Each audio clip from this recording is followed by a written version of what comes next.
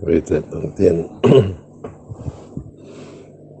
saya akan membahas salah satu ajaran pokok dari I Ching, yaitu yang disebut dengan Qigong Huilun, Qigong Huilin, Qigong Huilin, ya, 4 kata. Itu menurut Nabi Kongcu itu adalah pokok dari ajaran I Ching. Qi itu berkah, Jung itu musibah atau kesialan. Ya, berkah itu kaitannya dengan memperoleh, mendapat. Ya, kalau orang mendapat rezeki itu berkah, orang mendapat anak itu berkah, orang mendapat istri berkah, orang mendapat pekerjaan itu berkah. Namanya itu Ci. Kalau Xiong itu sial atau musibah, itu kaitannya dengan kehilangan.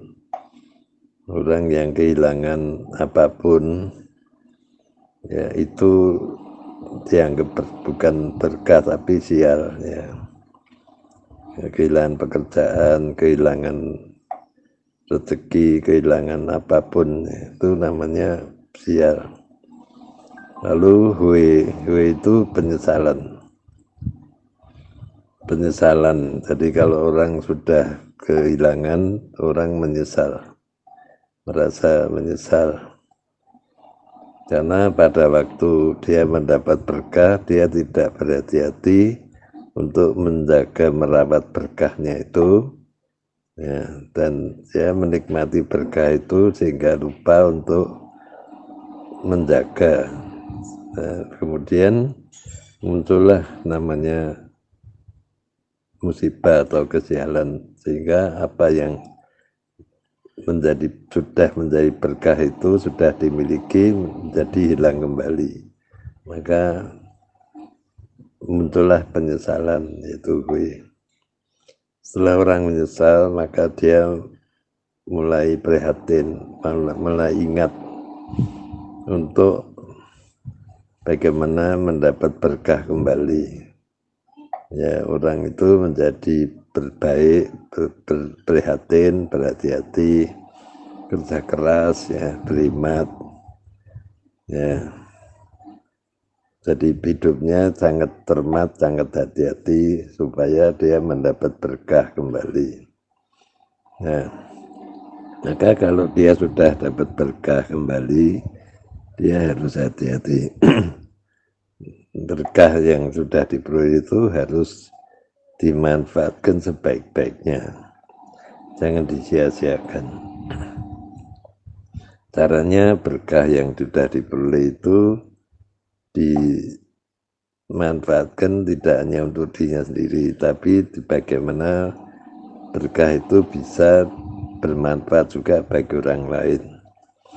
Misalnya orang yang sudah mendapat berkah, dia sudah punya uang banyak, maka uang banyak itu tidak dimanfaatkan sendiri, tapi dia bisa bikin pabrik, bikin perusahaan, sehingga memberi berkah kepada orang-orang lain dengan memberi pekerjaan. Nah, maka berkahnya itu tidak mudah hilang karena sudah dibagikan, dibentuk menjadi sesuatu yang bermanfaat bagi orang banyak. Nah, maka kalau dia dapat berkah lagi, berkah itu tetap dikembangkan. Itulah yang diajarkan oleh I Ching. Sebab kalau berkah itu tidak dimanfaatkan, tapi hanya dinikmati sendiri, yaitu akan muncul penyesalan setelah berkah itu hilang. Dan baru kemudian setelah penyesalan baru berubah, ya. Oleh karena itu posisi kita, posisi manusia hidup itu harus pada posisi lin, yaitu posisi yang keempat, yaitu kehati-hatian, hemat, sederhana, dan selalu berpikir positif ya, sehingga dia bisa dapat berkah, dan berkahnya itu tidak dinikmati sendiri tapi bisa dimanfaatkan untuk kepentingan orang banyak.